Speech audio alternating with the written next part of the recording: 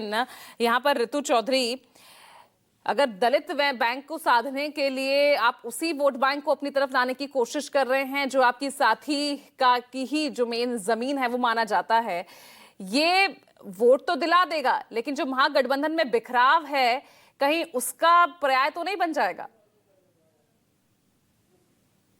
देखिए पूजा, यहाँ पर एक दो लाइनों से मैं शुरुआत करना चाहूंगी कि जहां उसूलों पर बात आए तो टकराना जरूरी है और जिंदा है तो जिंदा नजर आना जरूरी है। एक समय था जब बाबा साहब ने बहुजनों को जो है वो हक दिलाया था जिसके वो हकदार थे, और 200 400 सालों से जो है पिछड़ा वो जो एक दलित था जिसको जो है एक स्ट्रीम लाइन में, एक मेन लाइन में जो जगह नहीं थी, जिनको बस्तियों से दूर रखा जाता था, जिनको छुआछात, जिनको स्कूलों में एंट्री नहीं थी, वो एक महान जो काम जो बाबा साहब ने किया, जो उनके लिए जो हक दिलवाए उनको, उसके लिए लगातार आपने देखा कि आरएसएस ने लगातार उनका विरोध किया, धरने पर बैठे। और आज भी जब इतने सालों बाद मोदी सरकार आई तो एकदम से फिर वो युग याद आ गया जो कि 200 साल पहले हुआ करता था, जहां पे दलितों के मुंह पे पेशाब किया जाता है, दलितों के जो है जो कमर जो है कोड़ों से लाल कर दी जाती है, उनको जो है वाहनों के पीछे बांध कर जो है घसीटा जाता है। वो दौर जो है वो मोदी जी फिर से लेकर आए, जो कि दौर पीछे जा चुका था। और उस जमाने में उन्होंने ये बचाया, और इस जमाने में मैं ये कहूंगी कि राहुल गांधी एक नए अंबेडकर पैदा हुए जिन्होंने दलितों की, पिछड़ों की, आदिवासियों के हकों की बात करनी शुरू की। जब उन्होंने ये बात करनी शुरू करी और जहां से ये बात शुरू हुई, तब भाजपा को लगा कि इस समाज को भी जो है वो करना जरूरी है, और इन्होंने बात करनी लेकिन शुरू आपका भी इतिहास क्योंकि पीछे नहीं छोड़ रहा है ना। Now it's too much. जब आप यहाँ पर भीमराव अंबेडकर अगर उन्हें आप याद करते हैं तो किस तरह से चुनाव में हारने के लिए क्या कांग्रेस की रणनीति रही वो किसी से छिपी नहीं। आप दलितों पिछड़ों के उत्थान की बात करते हैं तो यहाँ पर मंडल कमीशन की सिफारिशों का कांग्रेस के कार्यकाल में क्या हाल हुआ था वो किसी से छिपा नहीं। देखिए पूजा, मैं सबसे पहले तो आपसे ये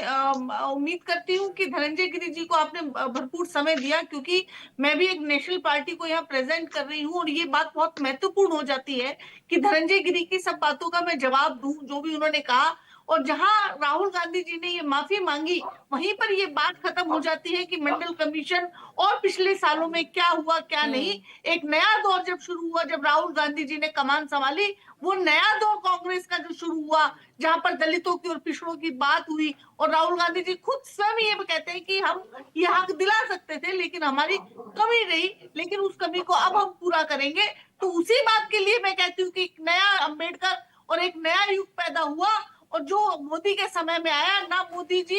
ये अत्याचारों की अति करते जो दलितों पर उन्होंने की, जो पिछड़ों पर की, और जो अति दलितों पर और आदिवासियों पर की, और राहुल गांधी जी जो है अम्बेडकर के रूप में आए, और उन्होंने देखो लगातार जब से हुआ है, क्योंकि ये एक मनुवादी सोच की पार्टी है, ये चाहते हैं कि मनुवाद फिर से आए, तो इन्होंने कहा जो किए हैं 2/3 स्कूल जाया करो भाई, चाहिए, मत चाहिए कि जो है संविधान को बदल सके।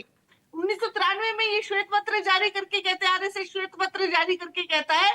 कि संविधान बिल्कुल हिंदू विरोधी है, इसको बिल्कुल पूरी तरह से निरस्त कर देना चाहिए। जो है तमाम इनके जो है एंटी दलित जो है, तो आज वो संविधान आपको सूट कर रहा है तो इसीलिए उस संविधान के नाम पर आपने 2024 जो है कहीं ना कहीं पार्टी अस्तित्व में नजर आई, तो आप उसी नैरेटिव पर आगे चलते हुए नजर आ रहे हैं ना। तभी आपने अपनी पार्टी की रणनीति बदली और अब बात करते हैं आप दलितों की, पिछड़ों की, अति पिछड़ों की। पूजा, ये नैरेटिव वहां सेट हुआ जब राहुल गांधी जी हजारों किलोमीटर कश्मीर, कन्याकुमारी से कश्मीर की ओर चले। उन्होंने लोगों की स्थिति देखी, उन्होंने देखा कि लोग किस स्थिति में है। मैं खुद जो है कर्नाटक के इंचार्ज रही, और मैंने खुद देखा कि लोग दलित और उनसे झाड़ू लगा, और कर्नाटक की जाति जनगणना जो जातिगत सर्वे कराया उसी को आप सामने नहीं ला पाए, है ना ऋतु चौधरी? सुनिए मेरी बात,